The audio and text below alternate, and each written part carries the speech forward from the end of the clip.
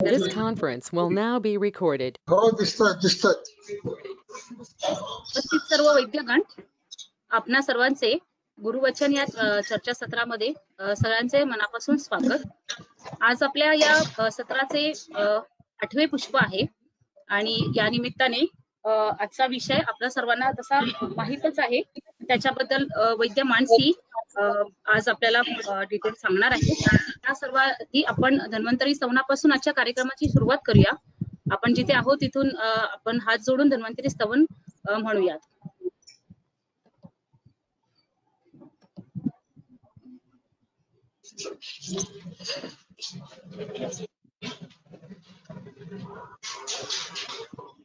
मानसीजी, This conference will now be recorded.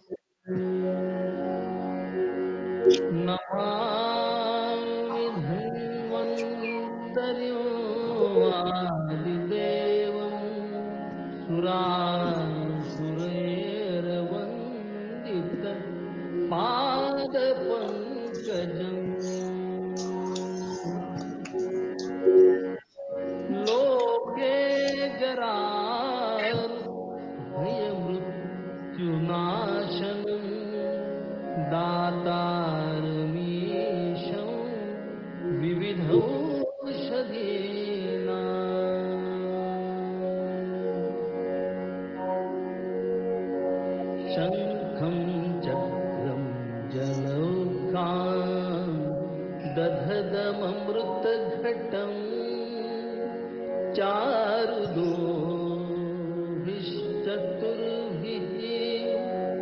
सूक्ष्मस्वच्छातिर्द्यांशुकपरिविलसन् मौलिमं भोजनेत्रम् कालाम्भोधोज्वलाङ्गं कटितटविलसत् चारुपीताम्बराढ्यं वन्दे धन्वन्तरिं निखिलगदवनप्रौढदावाग्निलीलम् वन्दे धन्वन्तरिं वन्दे धन्वन्तरिं वन्दे धन्वन्तरिं.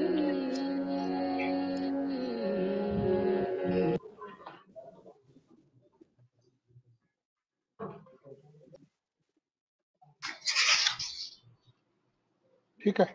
आपल्या सर्वांचे पुन्हा एकदा स्वागत करते आणि इथून पुढचे सूत्रसंचालन नगरहून आपल्यासोबत वैद्य मानसी कांबळे आहेत. त्या करतील वैद्य मानसी कांबळे. धन्यवाद वैद्य जया. सर्वप्रथम उपस्थित वैद्यगणांचे मनापासून स्वागत करते. गुरुवचन ग्रुप तर्फे आजच्या या व्याख्यानमालेची सुरुवात आपण आदरणीय वैद्य मल्हार जोशी सर यांच्या मार्गदर्शनाने करणार आहोत. आजचा आपला विषय आहे जो आपल्या सर्वांना माहिती आहे की निसर्ग आणि शरीर हे एक आहे. आयुर्वेद शिकताना आपल्याला शिकवला गेलेला पहिला सिद्धांत हा आहे की निसर्ग आणि शरीर एक आहे. मला वाटतं आयुर्वेदाची सुरुवातच निसर्ग आणि शरीर यांना एकरूप मानण्यातूनच होते. आयुर्वेदाचे जे सिद्धांत आहेत पुढचे सर्व ते या मूलभूत सिद्धांतावर आधारलेले आहेत. तर अशा या मूलभूत विषयावर आपल्याला आज वैद्य मल्हार जोशी सर मार्गदर्शन करणार आहेत.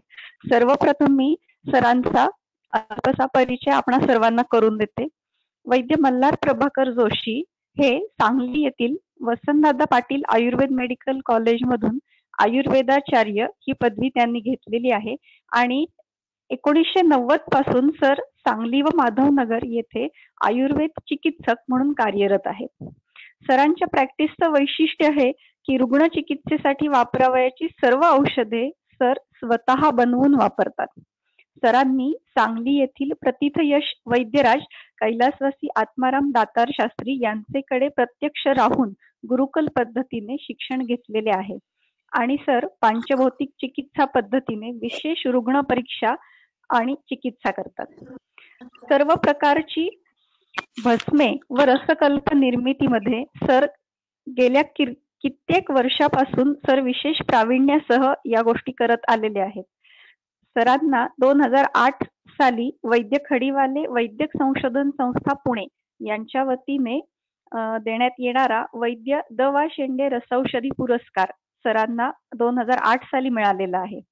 आयुर्वेद व्यासपीठातर्फे अनेक ठिकाणी सरांनी रसौषधी निर्माण कार्यशाळाही आयोजित केलेल्या आहेत.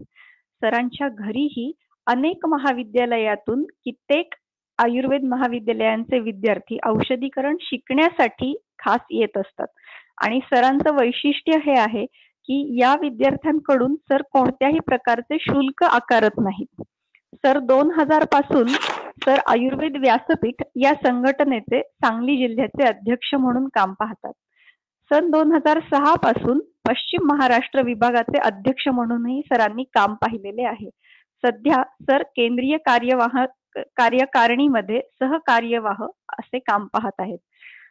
सरांचा मुलगा श्रीयुत शतानंद जोशी याने जामनगर येथून आयुर्वेद बी फार्मसी हे शिक्षण पूर्ण केलेले आहे.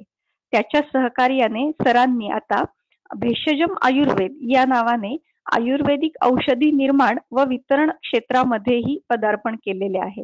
पांचभौतिक पद्धतीने स्वतः औषधी निर्माण करून ते मागील 30 वर्षे स्वतःच्या रुग्णांना देत आहेतच. त्याच पद्धतीची त्याच कसोटींवर त्याच निकषांवर तयार झालेली औषधे सर इतर सर्वांसाठीही आता भेषजम आयुर्वेद या माध्यमातून उपलब्ध करून देणार आहेत. इच्छुकांनी त्याचा जरूर लाभ घ्यावा. सरांचा पत्ता सर रविवार पेठ माधवनगर इथे सरांचं निवासस्थान आहे. याबरोबरच खर तर सरांचा परिचय अल्पशा शब्दामध्ये बांधणं शक्य नाहीये, पण मी सरांचा छोटासा परिचय करून दिलेला आहे. सरांच्या नंतर आजच्या आपल्या व्याख्यानामध्ये वैद्य निषाद दत्तात्रय फाटक हेही आपल्याला मार्गदर्शन करणार आहेत. वैद्य निषाद हे मल्हार जोशी सरांचेच एक विद्यार्थी आहेत. यापुढील सूत्रे मी वैद्य मल्हार जोशी सरांना विनंती करते की त्यांनी त्यांचे मार्गदर्शन सुरू करावे. धन्यवाद.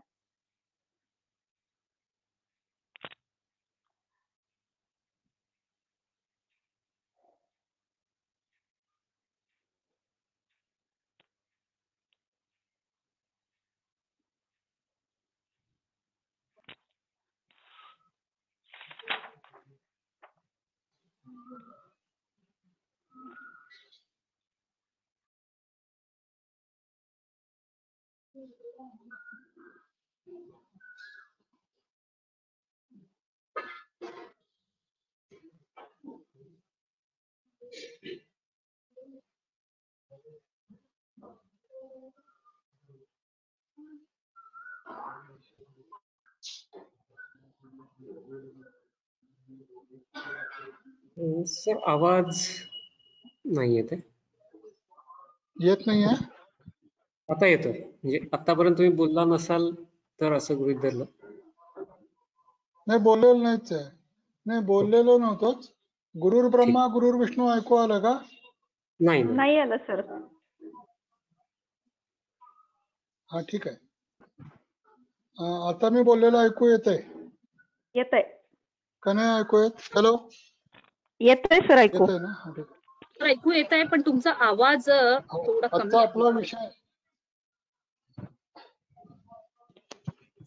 आजचा आपला विषय ठीक आहे. आवाज हो सर येतंय. हा. आजचा आपला विषय निसर्ग आणि शरीर एक आहेत असा विषय आहे. खर तर हे एका ओळीत सांगायसारखं वाक्यही आहे आणि यावर काय चर्चा करणार अशी काही जणांनी शंकाही उपस्थित केलेली होती. पंचभौतिक चिकित्सेची अनेक मूलभूत सिद्धांत चिकित्सेचे अनेक मूलभूत सिद्धांत दातारशास्त्रीने सांगून ठेवलेले आहेत. त्या सगळ्यांचा मूलभूत सिद्धांत म्हणून आपण या सिद्धांताकडे बघायला हरकत नाही. त्यामुळं आजच्या या लेक्चरसाठी जवळजवळ एक 90 स्लाइड्स आपण तयार केलेल्या आहेत.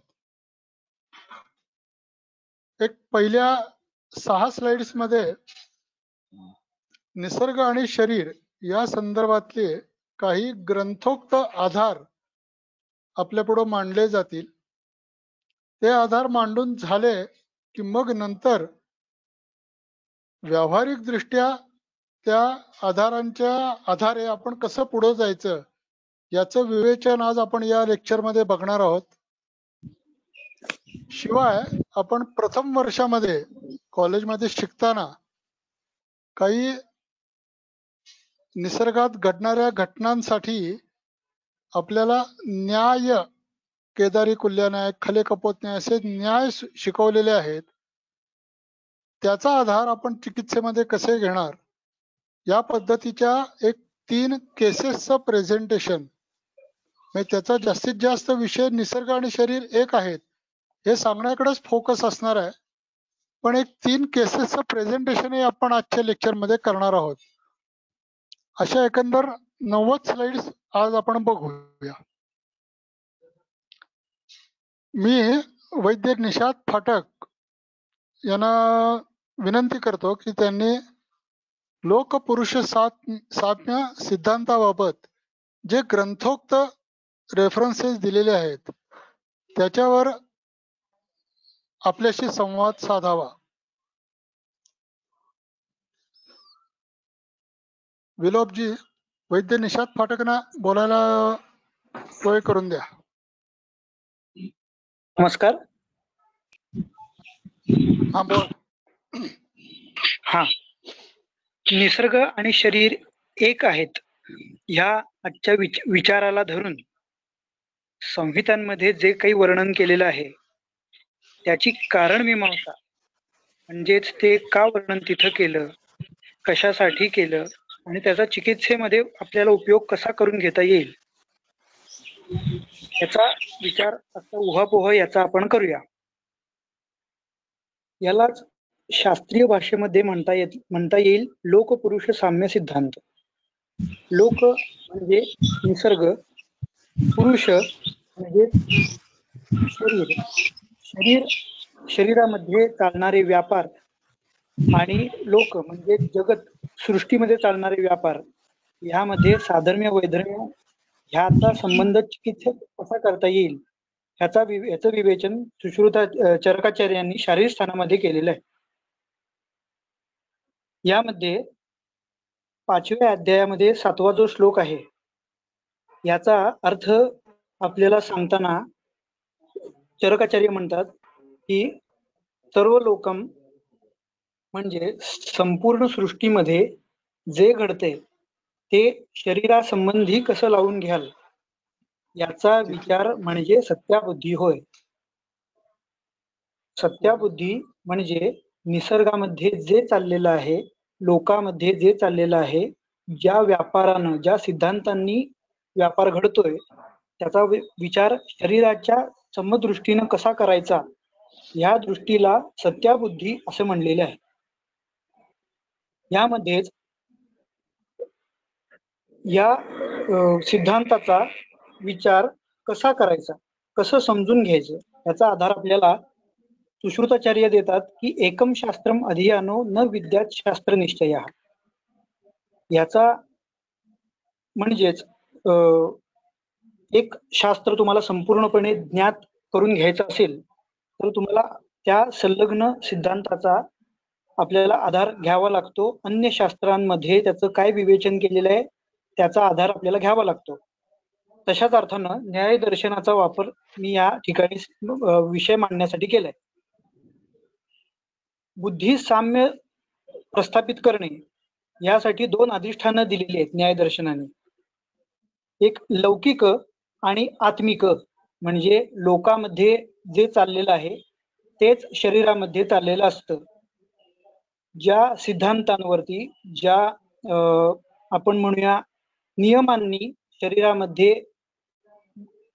विनिमय क्रिया शारीर या दृष्टीने घडत असतं तेच लोकांमध्ये घडत असतं.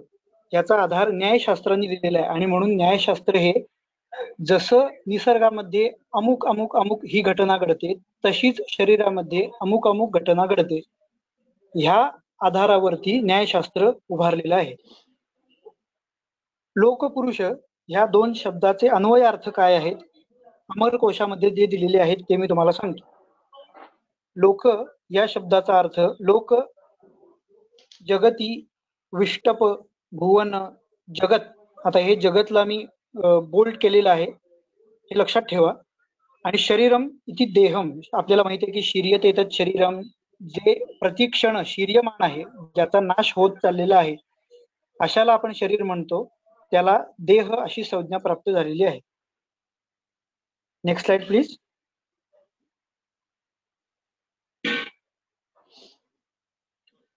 सुश्रुताचार्यांनी पहिल्या अध्यायामध्ये सृष्टी उत्पत्तीचा वर्णन केलेलं आहे. सृष्टी उत्पत्ती म्हणजे पंचमहाभूत, पंचतन्मात्रा, पंच ज्ञानेंद्रिय, पंचकर्मेंद्रिय आदींपर्यंत आपण सृष्टी म्हणतो. म्हणजे प्रकृती पुरुष यांच्या उत्पत्तीपासून, म्हणजे यांच्या वर्णनापासून ते आता जे जगत आपल्याला दृष्ट आहे त्यापर्यंत आपण त्याचा विचार करतो. मग जर भूतेभ्यो हि परम यस्मात, म्हणजे महाभूतांनीच जर आपला आहार बनतो, महाभूतांपासूनच आपले माता पिता बनतात आणि त्यांच्यापासून आपण बनतो. आपला आहार पांचभौतिक आहे, आपले शरीर बनणार पांचभौतिक घटकांपासून आहे, तर व्याधी ही पांचभौतिकच होणार आणि त्याच्यावरचं औषध सुद्धा पांचभौतिकच असावं. ह्याचा आधारभूत सिद्धांत संदर्भ आपल्याला सुश्रुताचार्यांच्या पहिल्या अध्यायामध्ये मिळतो की भूतेभ्यो हि परम, ज्या चिकित्सा शास्त्रामध्ये भूत म्हणजे महाभूत हेच परम म्हणजे श्रेष्ठतर आहे, तर नास्ती चिंता चिकित्सिते, याचा गौणार्थानच फक्त अर्थ घेतला जातो की चिकित्सेमध्ये चिंता करायची गरज नाही. हे गौणार्थानं घेतलेला अर्थ आहे, परंतु मूळचा अर्थ त्याचा नास्ती चिंता चिकित्सिते म्हणजे तुम्हाला चिकित्सेचं भूतांना महाभूतांना विलग करून चिकित्सेचं चिंतनच करता येणार नाही. महाभूतांचा विचार हा तुम्हाला घ्यावाच लागेल. मग तो तुम्ही रस, वीर्य, विपाक, द्रव्य, द्रव्याची उत्पत्ती, द्रव्य उत्पत्तीचा काळ, शरीरातला दोष प्रकोपाचा काळ, दोषांचं संघटन, ह्याद्वारे जरी घेतला तरी चालेल, परंतु महाभूतांना डावलून तुम्हाला चिकित्सा करता येणार नाही. भूतेभ्यो ही परम, अतिशय तोलून मोजून मापून वापरणारा शब्द ही, भूतेभ्यो ही परम, श्रेष्ठतम असे महाभूत म्हणून सुश्रुताचार्यांनीच दिलेला. Next slide please. सुश्रुताचार्यांनी दिलेला सिद्धांत विसर्ग आदान विक्षेपैहि सोम सूर्य अनिला यथा धारयंती जगत देहम कफ पित्त अनिलास्तथा. सूत्रस्थानामध्ये 24व्या अध्यायातला हा श्लोक आलेला आहे.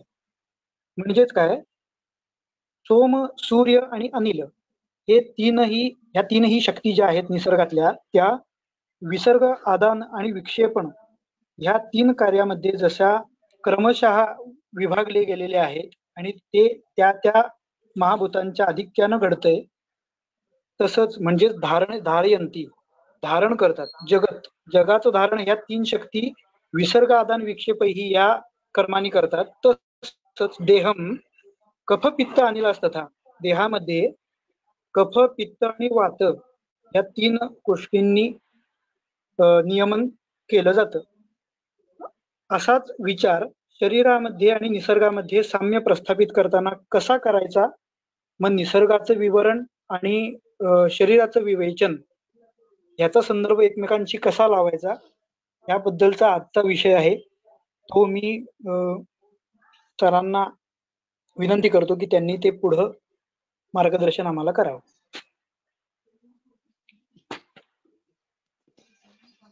आतापर्यंत आपण ग्रंथोक्त संदर्भ बघून झाले. आता या सगळ्या ग्रंथोक्त संदर्भांचा प्रत्यक्ष आपल्या पुढे येणाऱ्या आतुर रुग्णासाठी म्हणा, चिकित्सेसाठी कसा वापर करायचा याचा विचार करायचा प्रयत्न आपण आज करूया. आता विषयच असा आहे की निसर्ग आणि शरीर एक आहेत. हा एक सिद्धांत आज मी मांडणार आहे म्हणून हा पहिला घेतलाय. पंचभौतिक चिकित्सेचे काही मूलभूत सिद्धांत फक्त सांगतो आणि मग या मूळ विषयाकडे आपण आज वळूया. दातार शास्त्रीने एक महत्वाचा पुढचा सिद्धांत म्हणून सांगितलेला आहे, कृत्वा कार्याम क्रियाम प्राप्ताम क्रियाकालन हापयेत.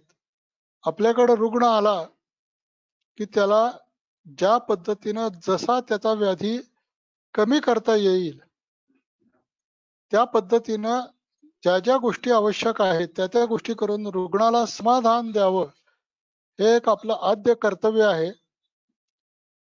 तसाच हा एक मूलभूत सिद्धांत म्हणूनही पंचभूत चिकित्सामध्ये सांगितला गेलेला आहे. पंचभौतिक चिकित्सेचं एक मोठं सूत्र म्हणजे मूले कुठाराः. ज्या व्याधी एखादं झाड जर आपल्याला तोडायचं असेल तर त्या झाडाच्या फांद्या तोडणं हे ते झाड नाहीसं करण्याला उपयोगी पडत नसतं, तर त्या झाडाच्या मुळावर घाव घालणं, त्या मुळाचं अन्न धान्य पाणी सगळं बंद करणं, किंवा त्या व्याधीचं मूळ जिथं आहे ते मूळ ज्या दोषांमुळे ज्या आहार विहारामुळं फोपावत राहतंय ते मोडून काढणं, ही चिकित्सा म्हणजे मूले कुठार ही चिकित्सा आहे. पंचभौतिक चिकित्सेतलंच एक पुढचं एक सिद्धांत म्हणायला हरकत नाही की जन्म प्रकृती परीक्षण. जन्म प्रकृती नेमकी रुग्णाची काय आहे, आपण फर्स्ट इयरला सेकंड इयरला प्रकृती परीक्षण शिकतो, त्रिदोष पद्धतीने त्याची उत्तम मांडणी करतो. हळूहळू आपण जसं प्रॅक्टिस करत जाऊ तसं तसं त्या रुग्ण आपण बघितला की त्या रुग्णाची प्रकृती आपण ठरवत असतो. तशाच पद्धतीनं आलेल्या रुग्णाची पंचभौतिक पद्धतीनं जन्म प्रकृती काय आहे हे विचारात घेणं हा एक मूलभूत सिद्धांताच्या पैकी एक सिद्धांत आहे. अम्लधर्म क्षारधर्म या गोष्टीवर आपली 1, 2, 3 लेक्चर सुद्धा होतील. हा एक मूलभूत सिद्धांत दातार शास्त्रीने मांडलेला आहे. अनेक वेळेला रुग्ण आपल्याकडे येतात, सर मला मुतखडा झालेला आहे, हा त्याचा रिपोर्ट आहे, सर मला हार्ट अटॅक आलेला आहे, हे सगळे रिपोर्ट आहेत, सर मला लिव्हर सिरोसिस झाले, हे सगळे रिपोर्ट आहेत. या सगळ्या कागदांच्या आधारे आपण निदान करण्यापेक्षा आपल्याला ज्या गोष्टी व्याधी होण्यासाठी कारणीभूत ठरणार आहेत, आपल्याला एखाद्या व्याधीचं निदान किंवा कारण सापडायसाठी ज्या आवश्यक गोष्टी आहेत त्या शोधायचा जर आपण प्रयत्न केला तर आपली चिकित्सा यशस्वी होणार असते. त्या कागदांच्या आधारे किंवा ते कागद नॉर्मल करणं याच्या आधारे जर आपण रुग्ण चिकित्सा करणार असू तर आपली पंचायत व्हायची शक्यता असते. पूर्व व्याधी वृत्त काही आहे का, त्याचाही एक मूलभूत सिद्धांतामध्ये मी मुद्दाम उल्लेख करत असतो. अनेक विषय पुढे पुढे येत जातील, गोवर कांजिण्या असे येणारे विषय आहेत. कावीळ झालेली होती का, विषमज्वराचा काही इतिहास होता का, आता सध्या आपण कोरोना पोस्ट कोविड आहेस का बाबा, असंही विचारणं, अशा अनेक गोष्टी जाणून घेणं. याच्यात या गोष्टीला किंवा या सिद्धांताला सुद्धा अनेक पैलू आहेत. आपण जेव्हा उदर परीक्षण हा विषय घेऊ त्या रुग्ण समजा एखादी गोष्ट आपल्याला सांगायच्या मानसिकतेतला अवस्थेतला नसेल तर उदर परीक्षणावरून त्याला पूर्व काही व्याधी झालेले होते का ते जाणून घेण्याची पद्धत दातार शास्त्रीने विकसित केलेली आहे. ते जाणून घेणं अनेक वेळेला आपल्याला चकवा देणारं किंवा समोर सगळं अगदी व्यवस्थित दिसतंय म्हणून आपण योग्य त्या पद्धतीने चिकित्सा जरी करायला गेलो तरी चिकित्सा फलदायी होत नाहीये असं जेव्हा आपल्या लक्षात यायला लागतं त्यावेळेला एखाद्या रुग्णाबाबत त्याच्या बौद्धिक ताणाचाही विचार आपण करणं गरजेचं असतं. किंवा दातार शास्त्रीने एकंदर चिकित्सा पद्धतीमध्ये स्वतंत्र अशी बुद्धिंद्रिय चिकित्साच वर्णन केलेली आहे. अध्वशोष हा एक मोठा विषय आहे. अति प्रवासानं शरीरावर निर्माण होणारे काही परिणाम किंवा त्या परिणामांच्या कारणानं होणारे काही व्याधी, याचा सगळा उहापोह आपण अध्वशोषित करणार आहोत. दातारशास्त्रींनी बालरोग चिकित्सा असं एक स्वतंत्र पुस्तकच लिहून आपल्या समोर ठेवलेलं आहे. इतकं बालरोग चिकित्सालाही महत्व पंचभौतिक चिकित्सेत आपण देत असतो. मगाशी मी जो उल्लेख केला तो गोबर कांजिण्या हा विषय, हाही एक स्वतंत्र पुस्तक दातारशास्त्रींनी आपल्यासाठी मांडलेलं आहे. यावरही आपण सविस्तर चर्चा करणारच आहोत. हृदरोग चिकित्सा, आपल्याला भीती वाटण्यासारखाच हा व्याधी, हार्ट अटॅक आला म्हणले की आपली रुग्णाच्या आधी आपलीच धावपळ जास्त होत असते. पण नेमकं त्या व्याधीकडे आपण कोणत्या दृष्टिकोनातून बघायचं याचं सगळं वर्णन आपण या विभागात करू किंवा या सिद्धांतामध्ये करू. फार मोठं आणि अतिशय उत्तम असा एक विचार दातारशास्त्रीने आपल्या पुढे मांडलेला म्हणजे एकल द्रव्य चिकित्सा. यामध्ये सुद्धा निसर्ग आणि शरीर एक असणं याचा विचार फार चांगल्या पद्धतीनं आपल्याला म्हणता येणार आहे. पावसात भिजून आलं की सुंठ वापरणं वगैरे असे त्याचे एक एक उदाहरण मी नंतर आपण पुढे मांडणार आहे. सगळ्यात मोठा आणि तसा थोडासा गंभीर याच्या अर्थानं की समजून घेण्याला गंभीर विषय की उदर परीक्षण. हे उदर परीक्षण कसं करावं, काय करावं, त्याच्यात मग ती नाद परीक्षा येते, पीडनासत्व येतं, कोणत्या ठिकाणी काय परीक्षण केल्यावर आपल्याला काय समजून येतं वगैरे असा सगळा विषय. इथपर्यंत काही मुद्दे मी आता आपल्या पुढे मांडलेत. असे पंचभौतिक चिकित्सेचे अनेक पैलू आपल्या पुढे मांडता येतील. फक्त आजचा विषय जो आहे त्या विषयाकडे आता आपण सरकायला हरकत नाही असं मला वाटतं.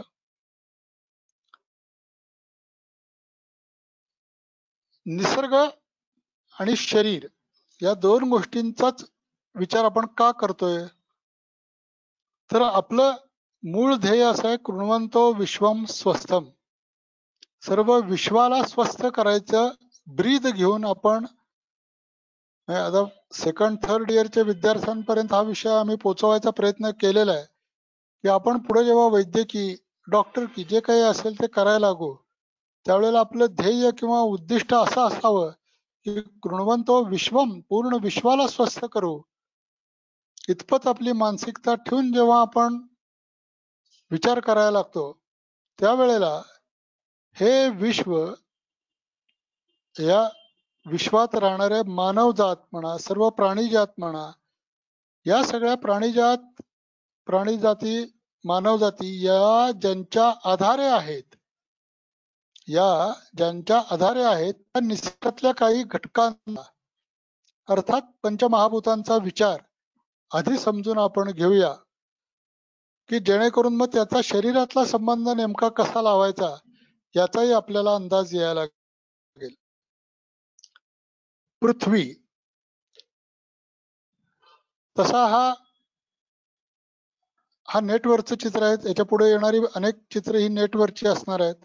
आकाश महाभूतात संचरित असलेला एक ग्रह म्हणूया आपण याला, की ज्याच्यावर ही सृष्टी सगळी अवतरली आहे. पण या पृथ्वीला जर संचार होणं या पृथ्वीचा जर गरजेचं असेल तर आकाश महाभूताची पोकळी असणं गरजेचं आहे. आता आपण काही मुद्दे समजून घेत पुढे जाऊया. आकाशाशिवाय पृथ्वी आणि पृथ्वीचं संचरण हे सुयोग्य पद्धतीनं होणार नाही. त्याच पृथ्वीचं हे एक विदारक चित्र मी आपल्या पुढे मुद्दाम मांडलेलं आहे. आपण शरीरातल्या व्याधी आणि पंचमहाभूतांचे सिद्धांत हे समजून घेण्याच्या दृष्टीनं जेवढं आवश्यक तेवढेच इथं सिद्धांत मांडायचा मी प्रयत्न करणार आहे. नैसर्गिक उष्णतेनं म्हणा किंवा पाण्याच्या अभावानं या पृथ्वी महाभूताला पडणं किंवा त्याचं संवहन सगळं मोडून जाणं, क्षत्व येणं, असा प्रकार फक्त पाण्याच्या अभावानं पृथ्वीमध्ये आपल्याला दिसून येतो. पृथ्वीतील पाणी शोषले जाते. सूर्याच्या तेजानं पृथ्वीतील पाणी शोषले जाते. एका ऍडव्हर्टाईज मधला एक फोटो छान वाटला म्हणून मुद्दाम इथे घेतलेला आहे. ऍडव्हर्टाईजचा विषय आपल्याला करायचा नाहीये, फक्त नैसर्गिक उष्णतेचा आपल्या शरीरावर सुद्धा परिणाम घडू शकतो हे दाखवणारी ही उत्तम ऍडव्हर्टाईज आहे. त्या सूर्य तेजाचा किंवा सूर्याच्या उष्णतेचा पृथ्वी महाभूतावर सुद्धा परिणाम झालेला दिसून येतो आणि मग मागील चित्र मी जे दाखवलं ते आपल्याला दिसून येत. खर तर ते मी उष्णतेचं एक स्वरूप दाखवलं, पण पुढचं जे महत्वाचं सूत्र आहे की पृथ्वी पाण्यात विरते. किती घनता स्थिरता या पृथ्वीमध्ये असली. आपल्याला माहिती आहे सगळ्या पंचमहाभूतांची उत्पत्ती आहे. हा क्रमानं आपल्या पुढे सगळ्यांना दिलेल्यांना तरी सगळ्यांना माहिती असणार आहे. त्यामुळं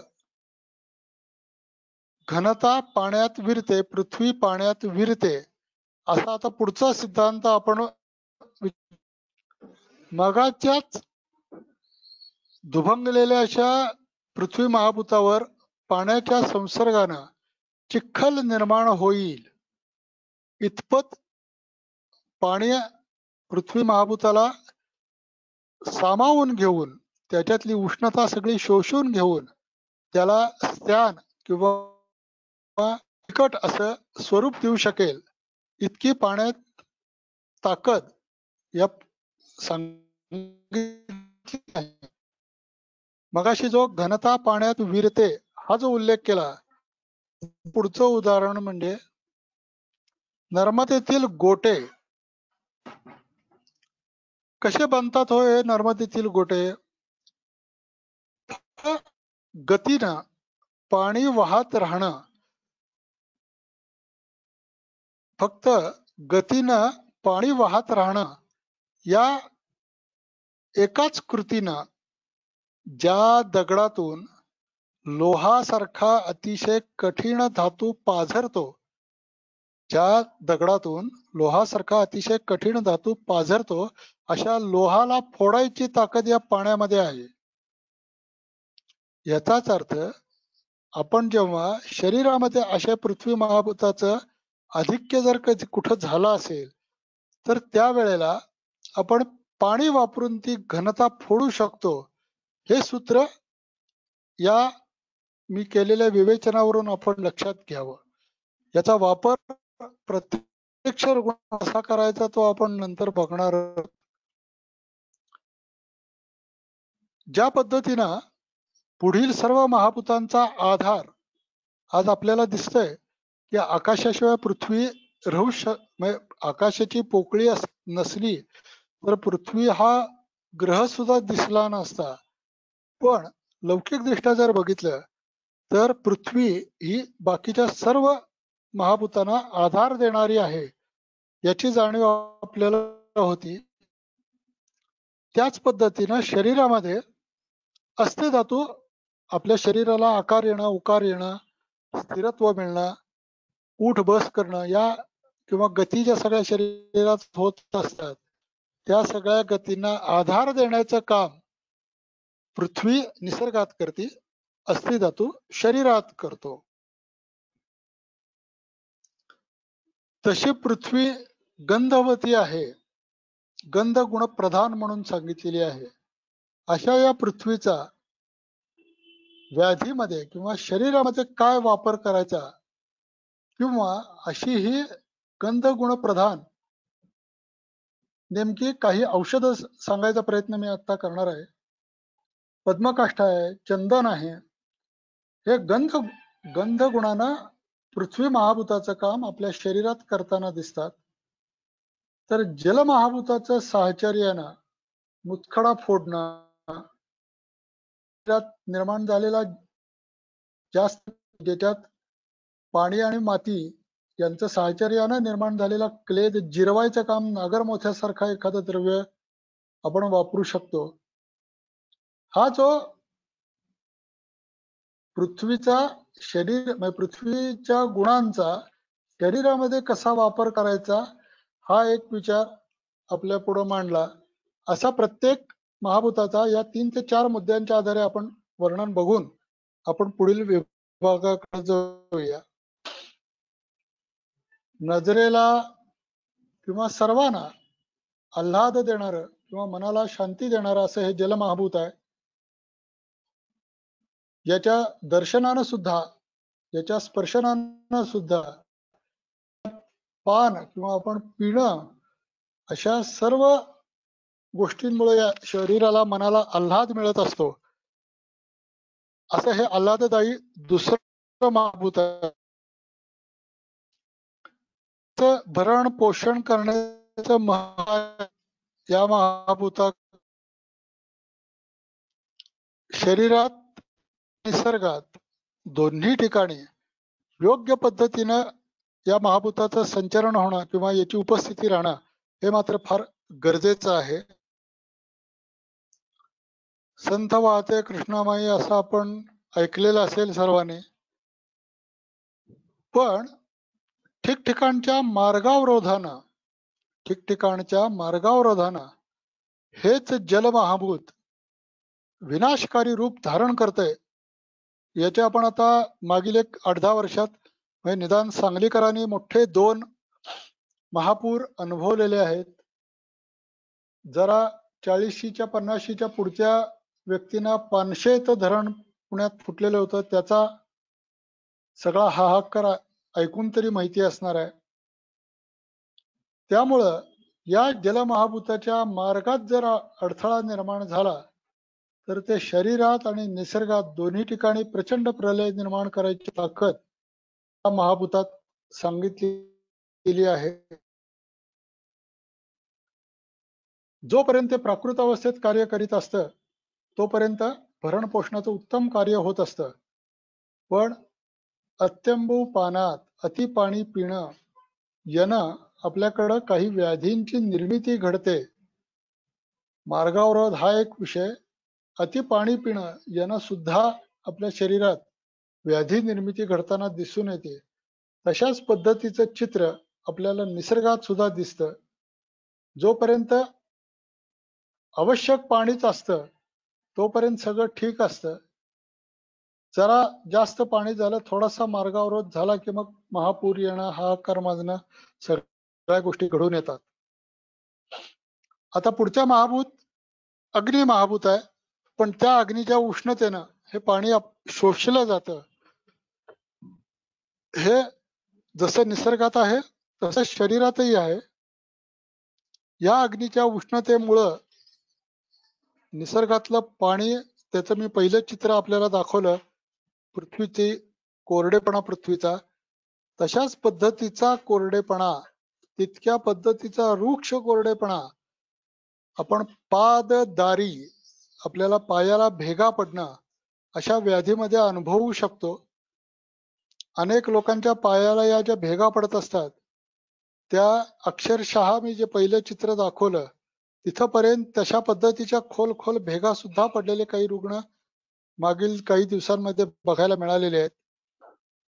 अत्यंबू पानाचा उल्लेख मी आताच केला. जसे पृथ्वी महाभूताचे काही गुण सांगितले, काही औषधं सांगितली, तशी जल महाभूता संदर्भातली ही 2-3 औषधं मी मुद्दाम मांडतोय आपल्या पुढं. तर्पण गुणानं किंवा भरण पोषण करणं हे खरं तर जलमहाभूताचं प्रधान कार्य आहे. शरीरातलं किंवा निसर्गातलं पाण्याचं संतुलन राखणं, समजा उष्णतेचं जे मी आता सांगितलं तशी काही वेळा उष्णता निर्माण झाली असेल तर गोखरू, वाळा अशी औषधं आपण वापरू शकतो. मार्गावरोध जर असेल,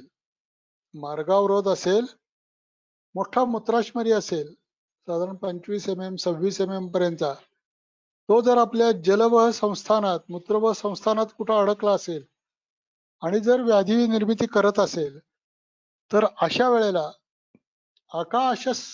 आकाशात तयार झालेलं लवण किंवा भेदन गुण प्रधान जल किंवा नारिकेल लवण हे वापरणं, इतके ग्रंथकारांनी निसर्गाशी आपल्या काही कितीतरी औषधांचाही संबंध जोडून आपल्याला ती उदाहरणादाखल औषधं दिलेली आहेत. अक्षरशः नारिकेल लवणानं 25-26 mm पर्यंतचे मुतखडे फुटून जाताना दिसून येतात. एक स्टॅगहॉर्न पद्धतीचा 42 mm चा मुतखडा या नारिकेल लवणानं त्याचे 2 तुकडे होणं इतपत रिझल्ट मिळून जातात. इतकं हे गुणांतराधान झालेलं जलमहाभूत आपल्याला मदतनीस म्हणून सिद्ध होताना दिसतं. तिसरं महाभूत आहे अग्नी. महत्वाचं कार्य पचन असं आहे. या बाबतीतही तसंच म्हणावं लागेल. योग्य पद्धतीनं जर याचा वापर आपण केला तर हे पचनासाठी छान उपयोगी पडतं. निसर्गात सुद्धा याचे अनेक दाखले आपण देऊ शकतो. फक्त ते पचन होताना पुरेसा योग्य अग्नी दिला गेला तरच प्राकृत पचन होतं. अन्यथा मग खरं पाकी किंवा जाळून टाकणारं पचन सुद्धा करायची ताकद या अग्नी महाभूतात आहे.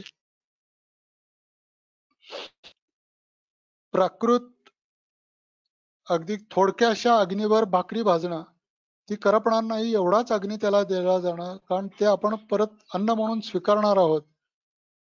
असा इतका कमी अग्नी जर आपण वापरत राहिलो तर त्याचे शरीरावर चांगले परिणाम घडताना दिसून येतात. त्याच ऐवजी मागचे जर आपण एक 2-3 महिने किंवा जास्तीत जास्त एक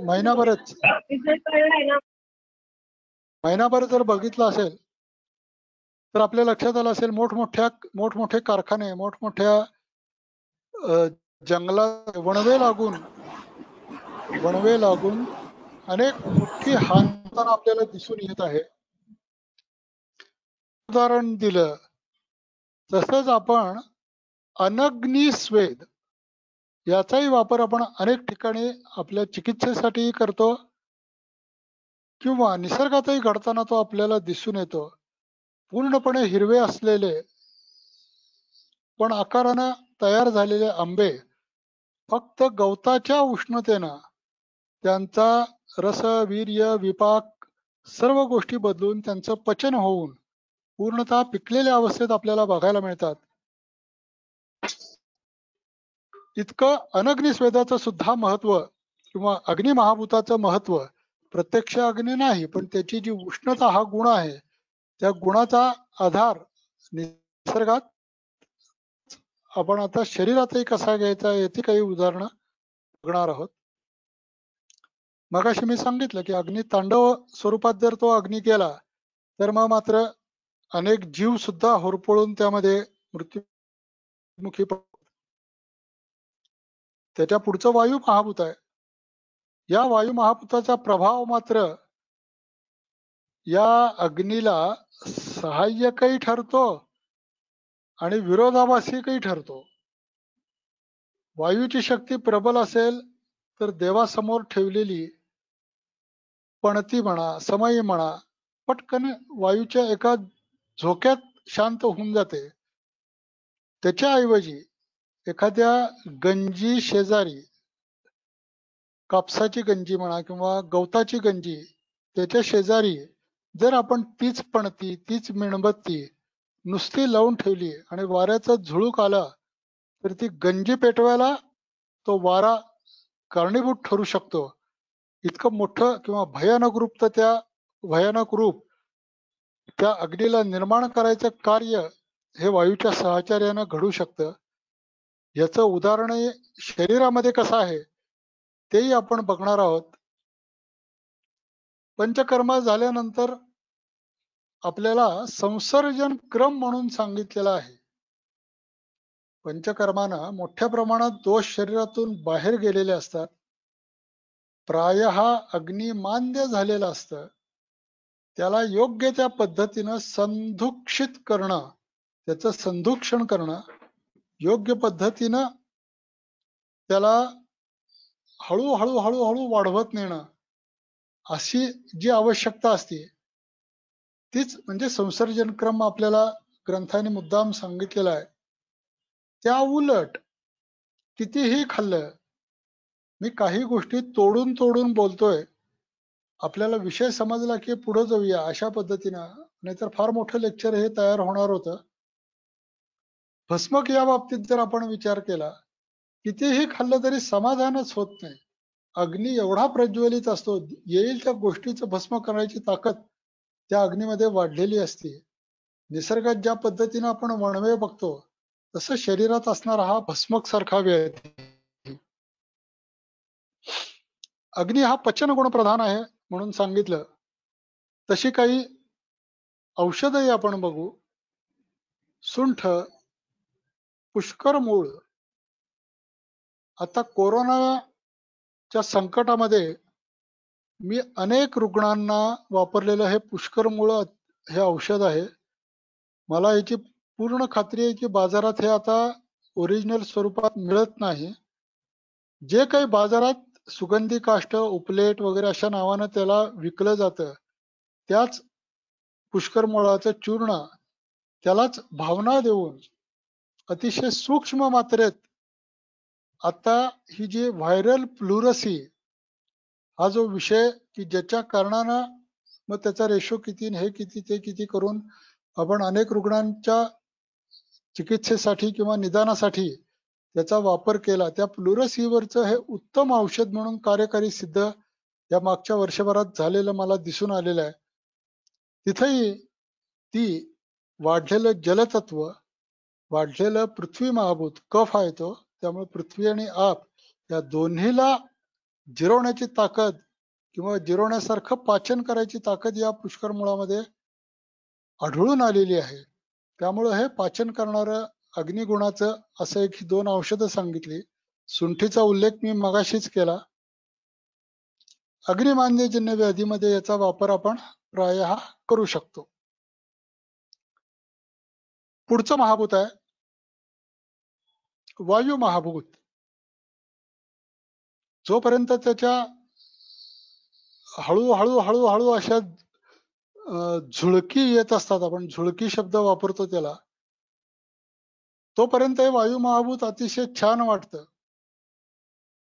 मी सुरुवातच करताना सांगितलं होतं, निसर्गातली पंचमहाभूत जोपर्यंत आपापल्या ठिकाणी स्थिर आहेत, त्यांच्या त्यांच्या पद्धतीनं ती व्यवस्थित काम करत आहेत, तोपर्यंतच ती आल्हाददायक वाटतात. पण वादळासारखं जर त्या वायूनं स्वरूप स्वीकारलं तर मात्र मोठमोठे वृक्ष, मोठमोठ्या इमारती, जमीनदोस्त म्हणजे भूमीला सुद्धा उडवून लावायची ताकद, पृथ्वी महाभूताला इकडून उचलून दुसरीकडे नेऊन टाकायची ताकद या वायू महाभूतात आहे. अग्नी वगैरे विझेल किंवा त्याला भयानक स्वरूप प्राप्त करून देईल हे सांगून झालंच. पण पृथ्वी महाभूताचा गुण तुम्हाला जर बघायचा असेल तर कोकणात त्या ठिकाणी सपाट अशी बंदरं आहेत आणि वाळूची बंदरं आहेत. तिथं जर तुम्ही गेला तर तुम्हाला अक्षरशः जरा घोंगावत वारं यायला लागलं म्हणेपर्यंत आपल्या पायात वाळूचा अक्षरशः टेकडी, डोंगर उभा करायची ताकद त्या किंवा पृथ्वी महाभूताला उचलून दुसरीकडं स्थानापन्न करायची ताकद या वायू महाभूतात आहे. त्यामुळं वायूला सतत जपत राहावा असा ग्रंथकाराने आपल्याला आदेश. महत्वाचं कार्य आहे गतिमानता, चैतन्य निर्माण करणं, जागृती. निसर्गातली सगळी एक दिवस जर वारा कोंडला तरी आपल्याला आता कसं पंखा लावा, हे करा, ते करा, इतक्या गोष्टी आपण लगेच सुरू करतो. त्याच पद्धतीनं झालं तरी आपल्याला त्रास होतो. निसर्गातलं हे चैतन्य आणि जागृती या वायू महाभूताचं महत्वाचं कार्य टिकवण्याचं हे महत्वाचं कार्य वायू महाभूत करतो. प्राकृत अवस्थेत असेल त्यावेळेला निसर्गातली गती योग्य पद्धतीने चालू ठेवतो. गतिमान झाला किंवा अवरोधित झाला,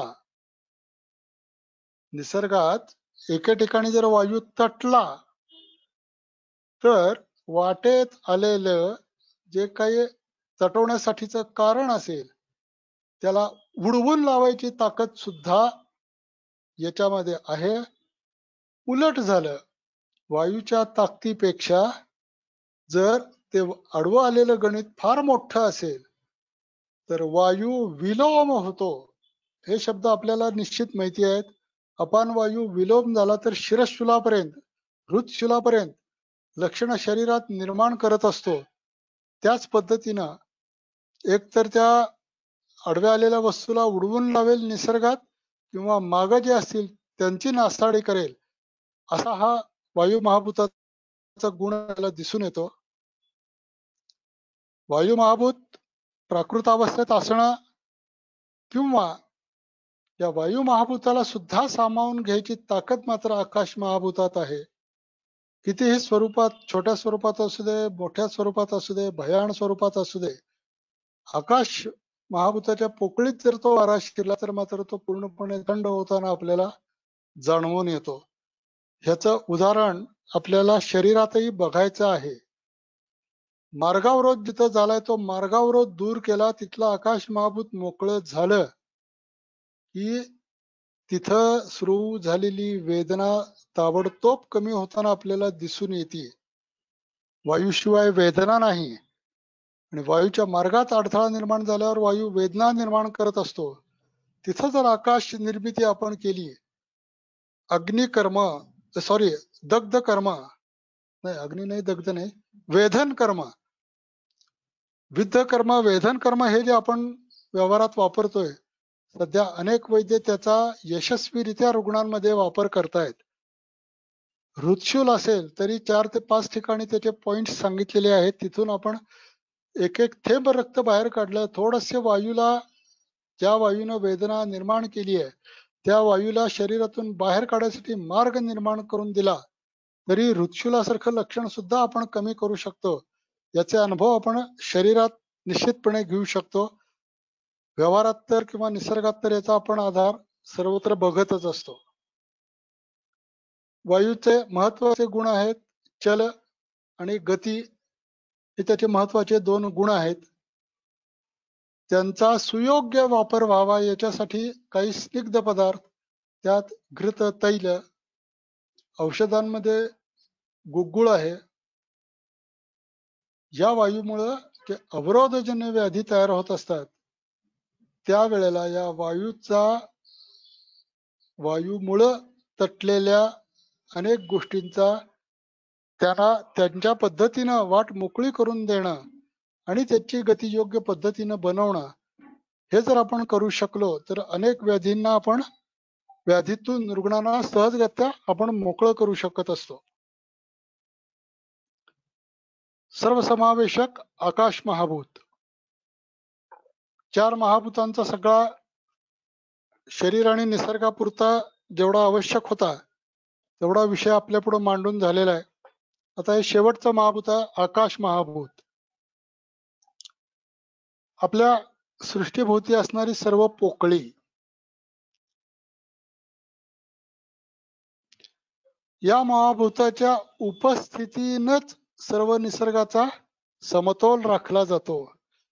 निसर्गातही आणि शरीरातही ज्या ठिकाणी आवश्यक आहे त्या ठिकाणची पोकळी जर समजा दोषांमुळे भरली तर तिथं व्याधीची संप्राप्ती लवकरच घडून येताना. त्यामुळं जिथं आवश्यक आहे निसर्गाची निर्मिती किंवा स्थिती ठेवलेली आहे त्या ठिकाणी आकाश महाभूत योग्य पद्धतीने असणं हे आवश्यक आहे. कोणत्याही गोष्टीची उत्पत्ती आणि लयासाठी या महाभूताची गरज लागते. सर्व महाभूत या आकाश महाभूतात आहे. आपल्याकडं आकाशात वायू, वायूहू अग्नी, अग्नीमधून जल, जलामधून पृथ्वी, पृथ्वी पाण्यात, पाणी अग्नीत, अग्नी वायूत, हे जे काही नियम सांगितलेले आहेत त्या सर्वांना सामावून घ्यायची ताकद या आकाश महाभूतात आहे. शरीरातील त्रिदोष, सप्तधातू, त्रिमल आदी सर्वांचं भरण, पोषण, चलन, सर्व शरीरभर वहन हे या प्राकृत आकाश महाभूतामुळे सुकर होत असतं. काही गोष्टी फक्त आता सगळ्यांच्या समोर दिसत असतील, मी वाचून पुढे जातो. 1 मिनिटाचा ब्रेक घेतोय, पाणी पितो आणि परत पुढचा विषय चालू करू.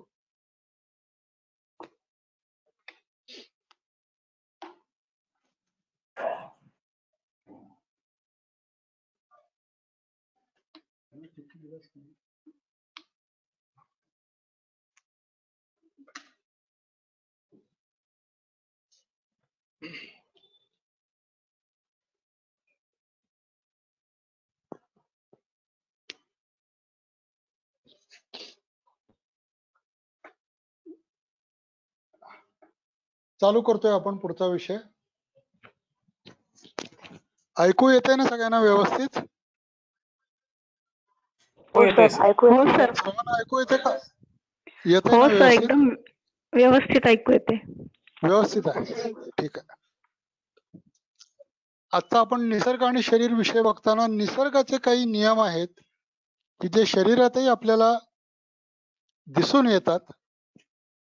त्यातला हे 3 गोष्टी आपण आता समोर मांडलेल्या आहेत. उत्पत्ती, स्थिती आणि लय. हा निसर्गाचा नियमच आहे. प्रत्येक गोष्टीला जशी उत्पत्ती आहे, निसर्गाच्या नियमानुसार त्याची उत्पत्ती जरी झालेली असली तरी काही काळ तो स्थिर राहतो किंवा स्थिती त्याला येते आणि कालांतराने त्याचा लय होणार हे निश्चित आहे. शरीराबाबतही हे नियम आपण साधारण ऐकून आहोत. बालवय, तरुण वय आणि वृद्धापकाळ.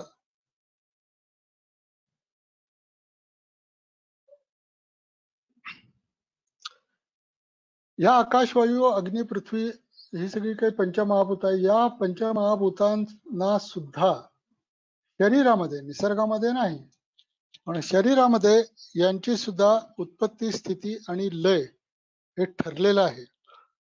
याची काही उदाहरणही आपण बघणार आहोत. पिंडी ते ब्रह्मांडी आतापर्यंत जे काही आपण बोललो, मी फक्त त्याचं जरासं उलट स्वरूप तयार केलेलं आहे. ब्रह्मांडी ते पिंडी. आतापर्यंत आपण निसर्ग म्हणजे काय बघितलं. आता त्या निसर्गातल्या सगळ्या गोष्टी जशाच्या तशा आपल्या शरीरात कशा घडतात याची काही सोपी उदाहरणं आपण बघणार आहोत. तत्पूर्वी मी मगाशी ज्या पद्धतीने सांगितलं त्या पद्धतीनं काही फर्स्ट इयरचे काही विषय की जे आपल्याला निसर्ग आणि या शरीर एकच आहेत या विषयाशी संबंधितच पण पुढे चिकित्सेमध्ये चांगल्या पद्धतीनं वापर करता येतो असे काही विषय आपण आधी बघूयात. शरीर काय व्याख्या केली हो? आणि शरीर सातत्यानं झिजत राहतं तेच शरीर. अर्थात ही आपल्यासाठी लागू पडणारी व्याख्या नाही आहे. आपल्याला सतत झिजणाऱ्या शरीराला शेवटच्या श्वासापर्यंत त्याचं स्वास्थ्य टिकून ठेवायचा आदेश ग्रंथकारांनी दिलेला आहे.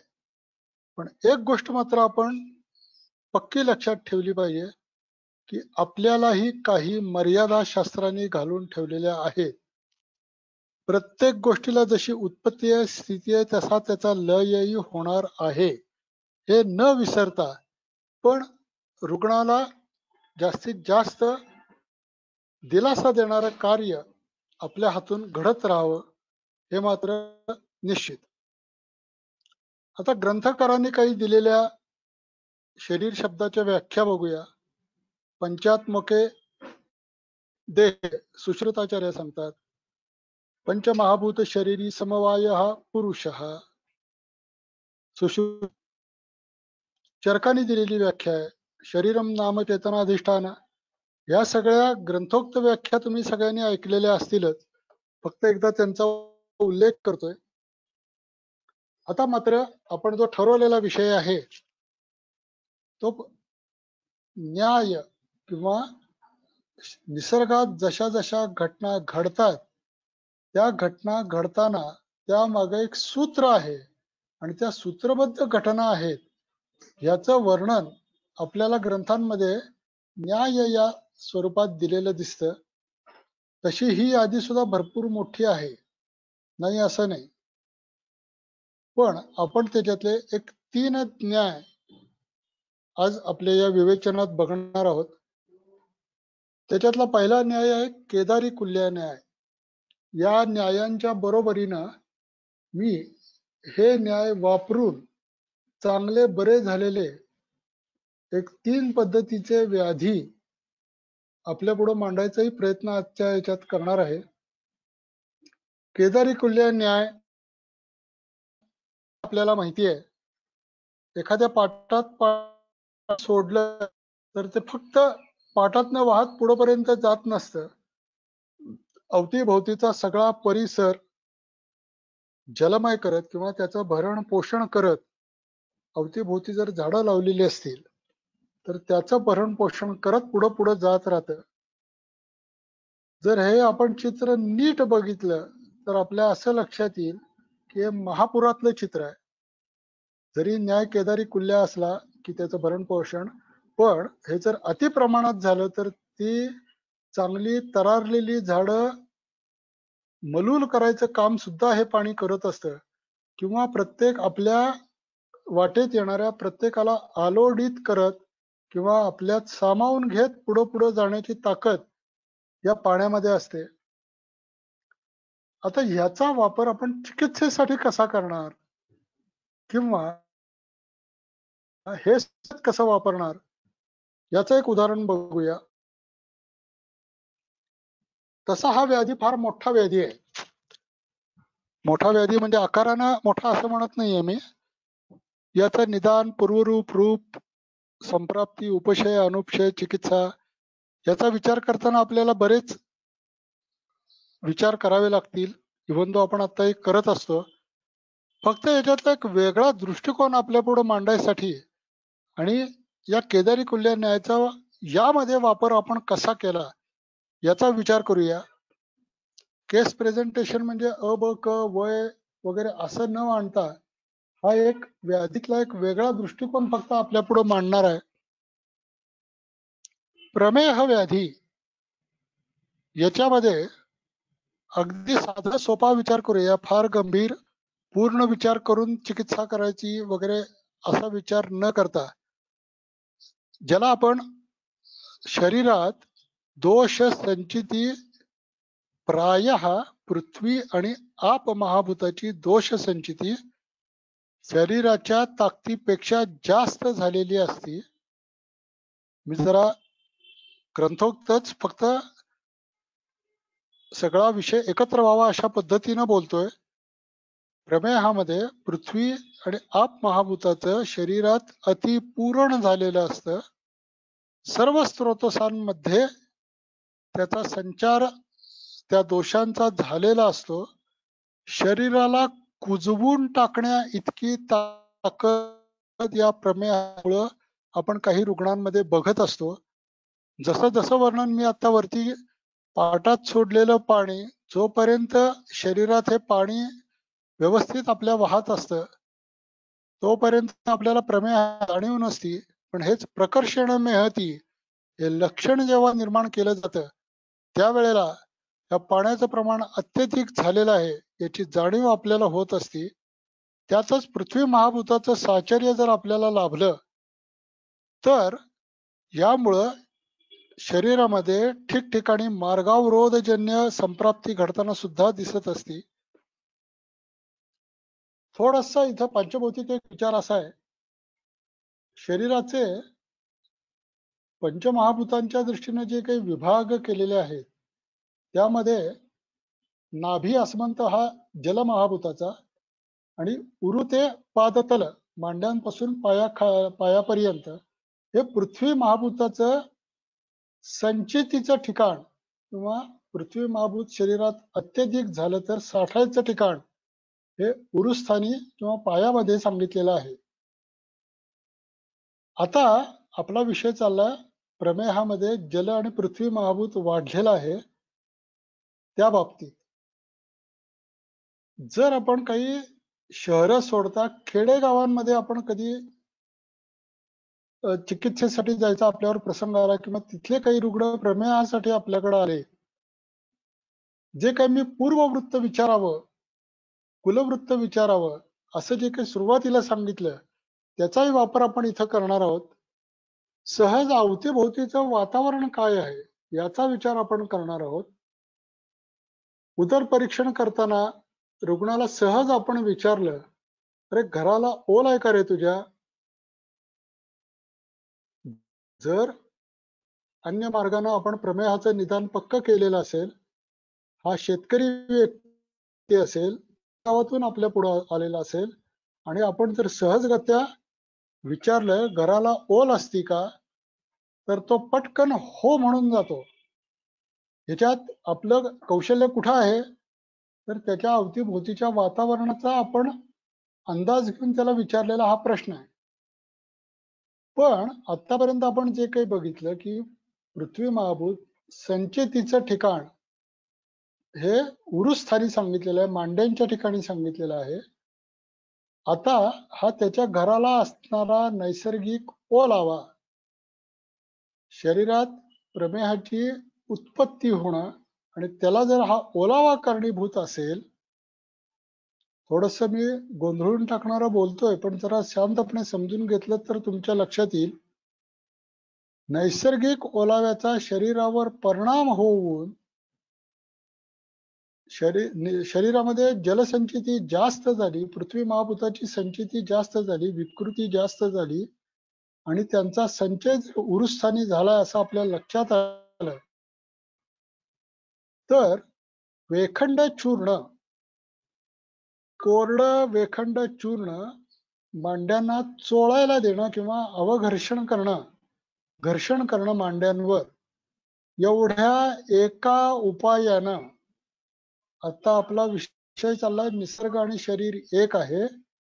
निसर्गात कोरडेपणा आणायच्या ज्या ज्या पद्धती आहेत त्या त्या पद्धती शरीरावर वापरताना, एखाद्या रुग्णामध्ये वापरताना आपण वेखंडपूड, सुंठपूड अशी जी जलमहाभूत शोषून घेणारी औषधं आहेत यांचं अवचूर्णन, अवघर्षण म्हणा, हे जर उरुस्थानी मांड्यांवर करायला सांगितलं तर त्याच्या शरीरात जे काही आपण परीक्षण करणार आहोत त्याच्यामध्ये आठवड्याभरात 15 दिवसात आपल्याला फरक जाणवू लागायला लागतो. भले एखाद्या वेळेस रक्त शर्करेमध्ये काही फरक पडणार नाहीये, पण त्याचं अग्निमांद्य कमी व्हायला सुरुवात झालेली असते, शरीरात तुकतुकी वाटायला लागली, मला जरा आळस वाटत होता ते कमी व्हायला लागले, लघवीचं प्रमाण फार होतं ते कमी व्हायला लागले. असे काही ना काहीतरी रिझल्ट आपल्याला या फक्त वेखंडाच्या अवचूर्णानं किंवा तिथलं पृथ्वी महाभूत, जलमहाभूत शोषून टाकायच्या प्रक्रियेने मिळू शकतात. याचे अनुभव आम्ही घेतलेले आहेत. आपण स्वतः अनुभव घ्या. जर अनुभव येताना काही चुकतंय असं वाटलं तर याबाबत आपण बाकीचाही उहापोह करूया. आता आपण वेळेच्या गणितानुसार पुढचा विषय बघूया. मी सांगितल्याप्रमाणे उरुस्थानी वचा अवचूर्णन. आता पुढचा विषय आहे क्षीरदधी न्याय.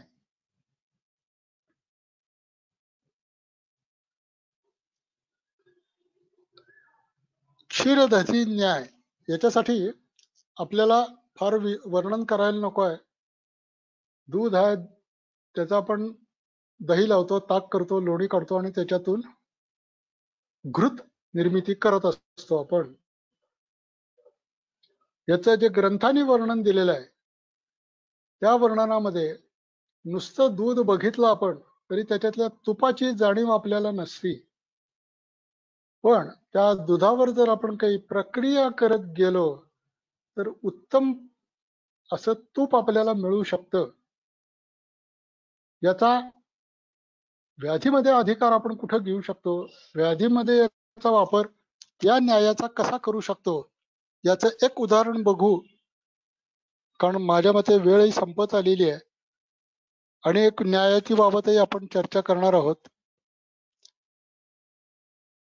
याचं उदाहरण म्हणून मी एक शुक्रक्षयजन्य व्याधी इथं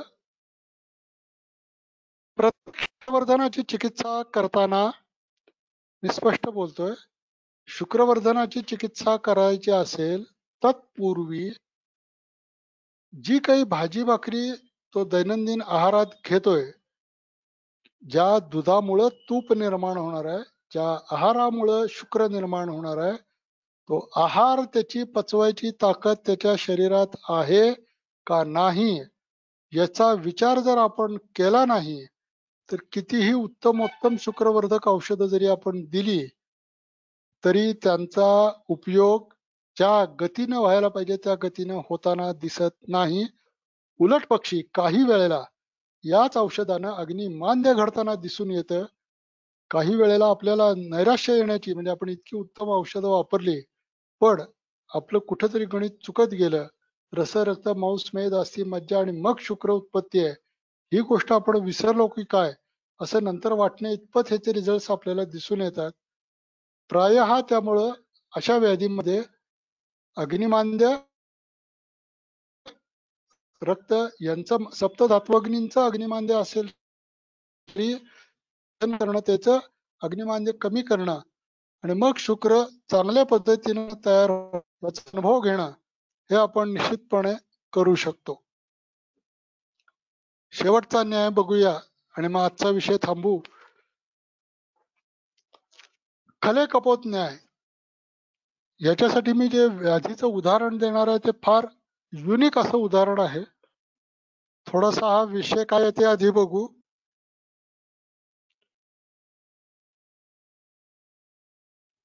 कबूतर खले कपोत न्याय असं म्हणले. इथं मी खळ्याचं चित्र दाखवणार होतो पण म्हणून फक्त एका आपल्या उचल आणि एखाद्या झाडावर जाऊन बसत, त्याचा परिणाम म्हणून मग आपल्याला असं एका झाडावर दुसरं झाड की ज्याला आपण बांडगुळ म्हणू शकतो तद्वत, किंवा हे अगदी चित्रावर जाऊ नका, आपल्याला उंबराच्या झाडावर लिंबाचं झाड उगवलेलं वगैरे असं सुद्धा आपल्याला बघायला मिळत असतं. हे कसं घडत असतं तर त्या लिंबाच्या झाडावर म्हणा किंवा उंबराच्या झाडावर म्हणा, एखादा पक्षी दुसऱ्या एखाद्या झाडाचं बी तोंडात घेऊन येऊन बसतो. ते बी त्याच्या मुखातून म्हणा किंवा विष्ठेतून म्हणा त्या झाडावर पडतं, तिथं ते रुजतं आणि त्या रुजण्यामुळं त्याच्या खोबडीत दुसरं झाड निर्माण होऊ शकतं. असं हे न्यायाचं साधारणतः स्वरूप आहे. मग ह्याचा वापर आपण चिकित्सेमध्ये कसा करायचा, याच्यासाठी एक व्याधी आणि चांगला बरा झालेला व्याधी, अनेकांनी विचित्र शंका घेतलेला व्याधी आणि तुमच्याकडे हे असं कसं काय सांगितलेलं आहे असा प्रश्न विचारलेला व्याधी एक आपल्या पुढे मांडतो. माझ्याकडे नेहमी येणाऱ्या लोकांनी हे या व्याधीचं वर्णन ऐकलेलं असेल, पण बाकीचे जबरदस्त अनुभव असणारच रुग्ण परीक्षण म्हणा किंवा रुग्णानुभव आहे. इथं मात्र मी सगळं पूर्ण वर्णन केलेलं आहे. अबक 42 वर्ष, वाम हस्त आघात, हा पडला, गाडीवरनं पडला वगैरे, कुरपर संधिस्थानी व्रण झाला, व्रण आधुनिक चिकित्सेनं बरा झाला, पण त्या व्रणाला एक बारीक छिद्र राहिलं आणि त्याच्यातून जलवत स्त्राव येणं सुरू झालं. हा जलवत स्त्राव चांगला 2 ते 3 महिने चालू होता. आधुनिक चिकित्सा पद्धतीनुसार त्यांनी मग ती जखम बरी करण्यासाठी अनेक पद्धतीची ड्रेसिंग्स वापरली, स्किन ग्राफ्टिंग करून झालं, कशाला ही गुण येईना. 2-3 सांगलीतले ऑर्थोपेडिक सर्जनही झाले, प्लास्टिक सर्जन झाले, त्याच्यातल्या एका ऑर्थोपेडिक सर्जनचा माझा परिचय होता. रुग्णाची 2-3 महिने 3 ऑर्थोपेडिक आणि 1 प्लास्टिक सर्जन एवढी सगळी आर्थिक गणित संपूर्ण झालेली होती. त्यामुळे रुग्णही घायकुतीला आलेला होता. असं सगळं झाल्यावर मग त्या ऑर्थोपेडिकना, मी मुद्दा बोलतोय, असं सगळं झाल्यावर ऑर्थोपेडिकने एकदा आयुर्वेदिक काही जमतंय का बघूया. आता मात्र या रुग्णाला बरा केला पाहिजे. 3 महिने झाले याच्याकडचं सगळं संपलं आता. असा विचार करून त्यांनी रुग्णाला माझ्याकडे पाठवतो असा फोन केला. म्हणलं माझ्याकडे काही पाठवू नका, माझ्या दवाखान्यात काही ड्रेसिंगचं साहित्य नाहीये. मीच तुमच्या दवाखान्यात येऊन तो पेशंट बघतो, तिथंच सगळं आपण विचार करू. ठीक आहे म्हणले या. मग त्यांनी गेल्या गेल्या सगळे प्रश्न विचारायला सुरुवात केली. तू इथं काय करणार? म्हणलं तुम्हाला 2-3 गोष्टी सांगतो म्हणलं. काय सांगणार म्हणले? म्हणलं काय घडलंय? मीच त्यांना प्रश्न विचारला. त्यांनी डायरेक्ट सांगून टाकलं सायनोव्हियल फ्लुइड लीक झालंय. मग म्हणलं पाटात पाणी वाहत असतं, ते पाटातलं पाणी तुम्हाला थांबवायचं असेल तर काय कराल? एक तर म्हणले ज्या मुळं पाटात पाणी येते ते बंद करणं हा एक मार्ग. त्या पद्धतीनं सायनोव्हियल फ्लुइड बंद करता येणं शक्य नाही म्हणले. मग दुसरं काय मार्ग? पुढं त्या पाटाला बांध घालणं आणि योग्य दिशेला ते पाणी वळवणं. हा, या पद्धतीने आपल्याला करता येईल म्हणले. तेवढंच त्यांच्या लक्षात असं आलं की हे सगळं मी त्या जखमेवर करीन. नाही नाही म्हणलं, या जखमेवर काही करायचं नाही. तू काय करायचं ते जखमेला धक्का न लावता करायचं. कारण मी आता 3 महिने सगळं प्रयत्न करून एवढ्याशा छिद्रापर्यंत ही जखम आलेली आहे आणि तू या छिद्रावर वगैरे काही औषधं तुझी वापरलीस, त्याचं इन्फेक्शन झालं तर काय करणार? मग मी त्यांना विचारलं की तुम्ही उमराच्या झाडावर लिंबाचं झाड उगवलेलं कधी बघितलंय का? हो बघितलंय म्हणले. म्हणलं कसं करू का? म्हणजे काय करणार म्हणले. म्हणलं माझ्याकडे अशी काही औषध आहेत की मी ती देतो तोंडात. मी औषधं तोंडातच टाकतो, त्याच्याबरोबर दुसरं एक औषध असं टाकीन की ते मला जे काम करणारं औषध माझ्या दृष्टीने आवश्यक वाटते त्या औषधाला स्वतः बरोबर घेऊन या संधीच्या ठिकाणी घेऊन जाईल आणि ती जखम बरी करेल. असं कधी असतंय का? म्हटलं नसतंय. पण म्हटलं मी करून दाखवतो तुम्हाला. 3 महिने झालेत, विचार कर म्हणले. 3 महिने असू देत नाही तर 6 महिने असू देत. माझ्या शास्त्रानं ही मला परवानगी दिलेली आहे, या पद्धतीनं वागा असं सुचवलेलं आहे. त्या पद्धतीनं मी औषधी चिकित्सा करतो. त्याचे गुण मला येत आहेत आणि हे तुम्हाला माहिती असल्याशिवाय तुम्ही मला इथं बोलवलेलं नाहीये. एवढं ठासून बोलल्यावर मग त्यांची तयारी झाली. मग आपण पुढचा विषय सुरू केला. चिकित्सेचा पहिला दिवस होता 14/2/14. म्हणजे 14 सालातली ही केस आहे. आता आज ताकात तो रुग्ण माझ्याकडे येतोय, परत कधी जखम नाहीये बरं का. आज 21 साल आता फेब्रुवारी महिना ओलांडून गेलेला आहे. 4 वेळा दिवसात त्याला सीतोपलादी, पद्मक आणि गिरीश सुवर्णगैरिक ही 3च औषधं एकत्र करून दिली. आता आपण जेवढा विचार केलाय तेवढाच विचार आता करूया. हे सीतोपलादी काय काम करेल? तर मी म्हणलं तसं अनुपानाचं काम करेल. याच्यात असणारं वंशलोचन हे संधिस्थानी निर्माण होणारं आणि संधिस्थानी गामित्व असणारं हे सीतोपलादी चूर्ण आहे. पद्मकाष्ठ हे काय आहे? तर अस्थिधातूला ताकद देणारं किंवा दातारशास्त्रींनी त्याला पार्थिव घटकांमधलं एक उत्तम औषध म्हणून सुचवलेलं हे पद्मकाष्ठ आहे. आणि गिरीज म्हणजे काय? तर सुवर्णगैरिक. तलवारीचे घाव बरे करायची ताकद या सुवर्णगैरिकात आहे. मला अपेक्षित आहे फक्त सुवर्णगैरिक, पण सुवर्णगैरिक जखमेवर डायरेक्ट टाकायला द्यायची त्यांची तयारी नाही. त्यामुळं या 2 सीतो आणि पद्मकाष्ठ या 2 औषधांच्या बरोबर गिरीज हे एकत्र करून त्या रुग्णाला मुखावाटे घ्यायला सांगितलेलं आहे. पहिले 4 दिवस होतात. 17/2/14 रोज दिवसात 4 ते 5 ड्रेसिंग किंवा ते बँडेज पट्ट्या ज्या बँडेज मोठ्या पट्ट्या लावलेल्या असायच्या त्या ज्या भिजायच्या त्या अगदी 1-2 वर आल्या. पूर्ण दिवसात एकच किंवा 2च बँडेज भिजतायत इथपर्यंत अवस्था आली. 8 दिवसाचं आणि औषध दिलं. बराच म्हणजे एकच पॅड लागायला लागलं त्याला. एकूण 36 दिवसात तो पूर्णतः उपशय या रुग्णाला मिळालेला आहे. आता आपल्या लक्षात येईल की खले कपोत न्याय वगैरे मी जे सारखं बोललो आणि जे आपण प्रथम वर्षात शिकलो त्या सगळ्या गोष्टी ग्रंथांनी आपल्याला का सुचवल्या, कशासाठी आणि सगळ्याला निसर्गाची जोड का दिली, तर निसर्ग आणि शरीर एक आहेत आणि त्याच निसर्गातल्या सगळ्या घटनांचा जर आपण बारकाईने अभ्यास केला तर ते सगळं आपण शरीराबाबत वापरू शकतो आणि उत्तम गुण घेऊ शकतो. मगाशी मी ज्याचा उल्लेख केला ते कृण्वन्तो विश्वम स्वस्थम, सर्व विश्व आपल्याला स्वस्थ करायचं आहे. तर या विश्वातलं काय नेमकं स्वस्थ करायचं आहे, तर निसर्गाचं संगोपन तर करायचंच आहे, किंवा शरीर किंवा पुरुष शिवाय प्राणी मात्र हे स्वस्थ राहण्यासाठी आयुर्वेदानं नेमकं काय काय मार्गदर्शन केलेलं आहे ते मात्र आता वेळेअभावी आपण पुढच्या लेक्चरमध्ये बघू. मला वाटतं आवश्यक तेवढी माहिती आणि आपल्याकडं असलेल्या वेळेनुसार मी आपल्यापुढे मांडायचा प्रयत्न केलाय. फारच प्राथमिक काही गोष्टी झाल्या असतील तरी त्या सोडून द्या. काही अतिशयोक्तीपूर्वक बोललं गेलं असेल तरी ते सोडून द्या. पण यांचा व्यावहारिक वापर जर एकदा तुमच्या हातात बसला तर मात्र आपल्याला रुग्णांना चांगल्या पद्धतीने उपशय देणं हे निश्चित सहज साध्य होऊन जातं. एवढंच सांगतो. आता हे प्रेझेंटेशन थांबवतो.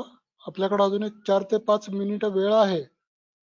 चॅट बॉक्स मध्ये जर कुणी काही शंका टाकल्या असतील तर तेवढ्यांचं फक्त निरसन आपण आता करायचा प्रयत्न करूया आणि आजचा विषय थांबवूया.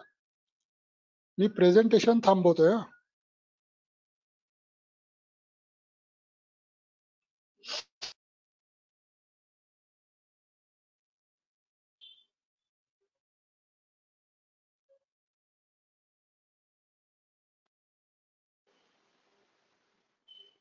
अजून 5 मिनिटं hello sir. Jaya Mansi hello. कोण बोलताय?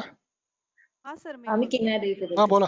हा सर मी विचारत होते की हा हिस्टोक्टॉमी गर्भाशय निर्हरण करतात तेव्हा समज जी पोकळी तयार होते म्हणजे हा हा हा गर्भाशय निर्हरण हा बोला केल्यावरती बोला. हा तर मग ती पोकळी जी निर्माण होते मग ती त्याचेही म्हणजे दुष्परिणाम होतात हा ना म्हणजे स्त्रियांमध्ये हिस्टेक्टॉमी केल्यावरती होतात. हो होणार की. हो हो हो हा हो त्याच्यावरती अजून काय म्हणजे होणारच आहेत सांगता येईल? परिणाम. त्याचं भरण पूर्ण करावं लागेल आपल्याला. कोणत्या पद्धतीनं करायचं हा फक्त विषय आहे.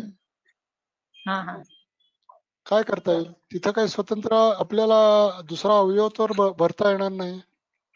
त्याच्यावरचं सोपं उत्तर आहे कालाय तस्मै नमः.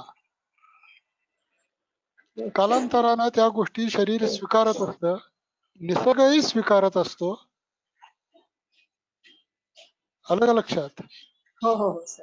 काही गोष्टी निसर्गही स्वीकारत असतो. हम्म. त्यामुळं एखाद्या ठिकाणचं जर आपल्याला काही कमी जास्त जाणवलं तरी निसर्ग ते आपल्या आपल्या पद्धतीनं त्या गोष्टी ऍडजस्ट करून घेत असतो. हो हो तशाच पद्धतीनं शरीर काही गोष्टी ऍडजस्ट करायचा प्रयत्न करत असतं. Okay thank you sir.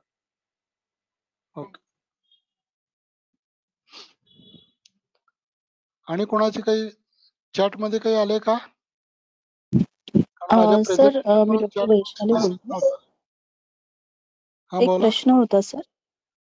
हे खले कपत हा बोला नायाचं की. तुम्ही उदाहरण जे दिलंय सर त्याचप्रमाणे हो आपण विचार तळ हात आणि तळ पायांना जो काही घाम येतो अति प्रमाणामध्ये तर हो तो हो हो हो हो सारखा आपण असा विचार करू शकतो सर.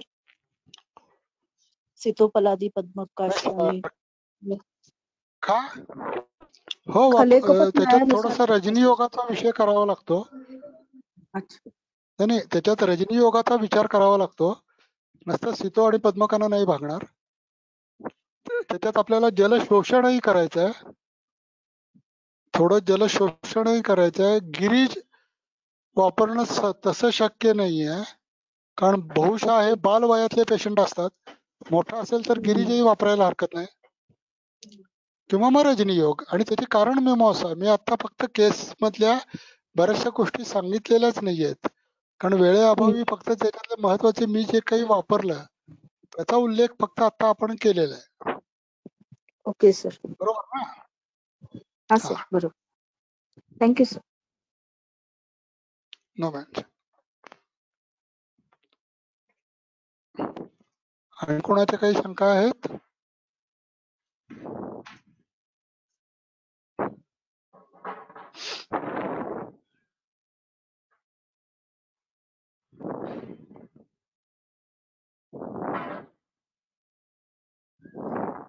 Hello sir.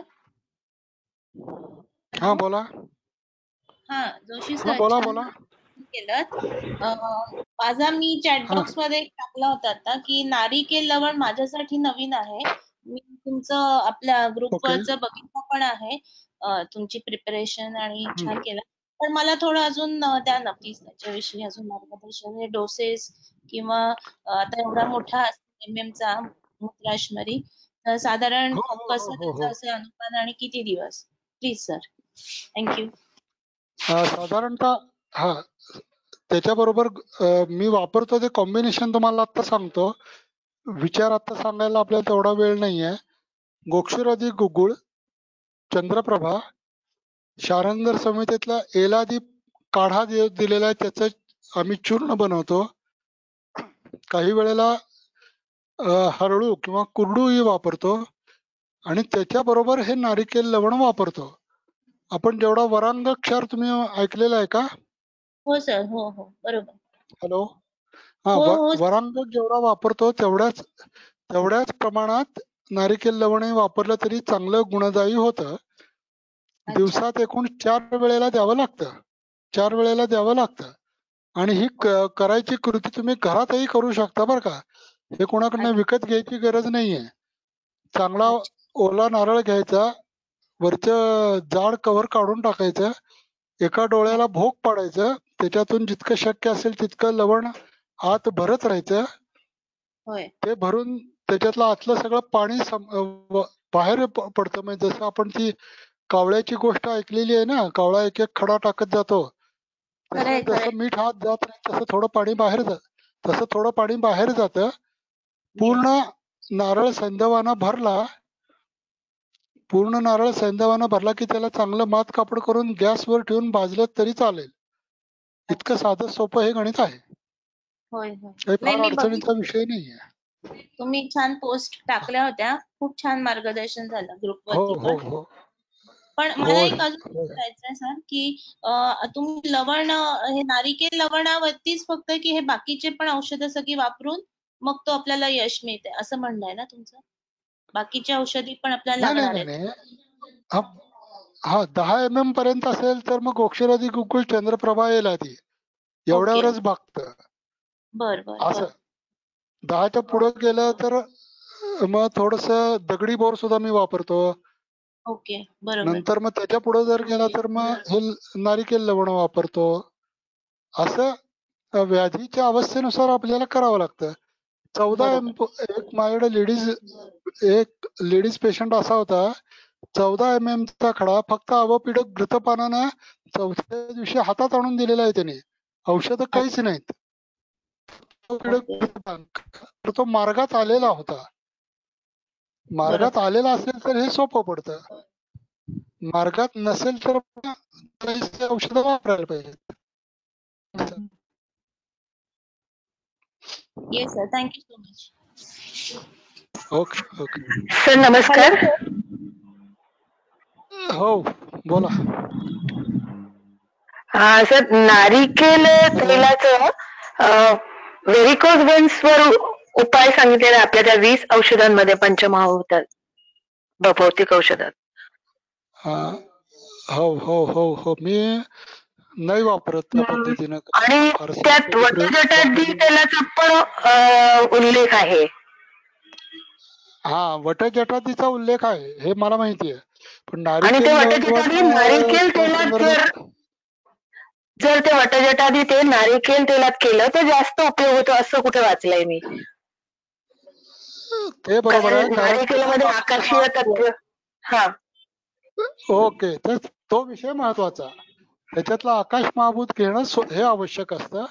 नारिकेल लवण नसेल, नाही नाही तेल तेल आकाश महाभूताचा हा, मग नारळाच्या तेलात ते करावं वटजटादी. आपण सगळ्यात उत्तम तेल तिळाचं तेल म्हणतो, त्याच्याऐवजी वटजटादी तेल नारिकेल तेलात करावं असं माझं म्हणणं, किंवा त्या पुस्तकात दिलेलं आहे. हो, पण ते आपल्याला मिळतं का तसं केलेलं? कारण बाहेरच्या पेशंट्सना असं तयार करून मिळेल की, त्याला काय अडचण काय आहे त्याच्यात? नाही, आपली जी औषधं आम्ही मागवतो इकडे त्याच्यात ते मिळू शकतं का तसं नारिकेल तेलातलं? अजून माझी औषधं मार्केटला अशी आलेली नाहीत. तुम्हाला आवश्यक असेल तर तसं बनवून देऊ शकतो, काही अडचण नाही. बरं बरं, जरूर जरूर सर, मी संपर्क करीन आणि आपल्याला कळवीन. धन्यवाद. चालेल चालेल. हॅलो. आणि कोण बोलत होतं का आता? हा बोला. हॅलो हॅलो, नमस्कार सर. हा बोला की. सर, माझ्याकडे एक 18 वर्षाचा मुलगा पेशंट आहे. तर आता थोड्या वेळपूर्वी तुम्ही जे सांगितलं ना स्वेटी पाम आणि फीटचं. हॅलो. हा, तर त्याला पाम आणि फीटला हा एक्सेसिव्ह स्वेटिंग आहे सर पाम आणि फीटला, परंतु त्याची त्वचा आणि केस all over body extremely dry आहे. बर, मग आता हे विरुद्ध झालं ना सर? हो ना, त्यामुळेच तर चिकित्सेला मजा आहे. नाही, मग त्याचा तोच प्रॉब्लेम झाला. तर मग कसं आपण इथे आपल्याला आप महाभूताची पण चिकित्सा करायची आहे. शरीर सगळं वृक्ष झालंय तेही सुधारायचं आहे. फक्त आता त्याचा इतिहास सगळा पंचभौतिक पद्धतीने काढायचा प्रयत्न करा. आणि तो जर इतिहास व्यवस्थित मिळाला, आणि जर तुम्हाला उत्तर नाही मिळालं तर मी आताही उत्तर सांगू शकतो पटकन, पण माझं मत आहे तुम्ही त्याच्याकडनं सगळा पंचभौतिक पद्धतीने इतिहास विचारून घ्या. इतिहास विचारून त्याच्यात तुम्हाला काही क्लू सापडले तर बघा, नाही तर मला सांगा, मी लगेच उत्तर देतो त्याचं.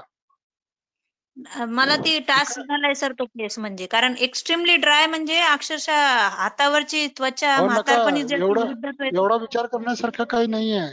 एवढा विचार करण्यासारखं त्याच्यात काही नाहीये. फार सोपा आहे, फक्त तुम्ही योग्य पद्धतीने त्याची सगळी हिस्ट्री घ्या बस. ठीक आहे. Hello hello. हा, नमस्कार सर. मला वाटतं आता 5 वाजून आपण आजचा विषय नाही, आजचा जरा विषय थांबूया. तुम्हाला माझा वैयक्तिक नंबर 3-4 ग्रुपवर आहे. जर कोणाला बोलायचं असेल तर डायरेक्ट फोनही करू शकता, किंवा माझ्या वैयक्तिक नंबरवर तुम्ही मेसेजही टाकू शकता. शक्यतो फोन केलात तर बरं पडेल, लिखाण करणं जरा अवघड जातं. डायरेक्ट फोनवर उत्तर देईन. ठीक आहे, धन्यवाद. मानसी, आपला नंबर सांगाल का? सरांचा मानसी नंबर ग्रुप मध्ये आहे. हो सर. सर मी बोलते. सर, ग्रुपला कसं जॉईन होता येईल तुमच्या? ग्रुपला जॉईन व्हायची लिंक तिसऱ्या ग्रुपवर आहे. हो, तिसरा ग्रुपही भरलाय का? हो, बहुतेक 257 झाले होते. त्याचा काहीतरी हा तुम्हाला लिंक हवी होती सर. हो,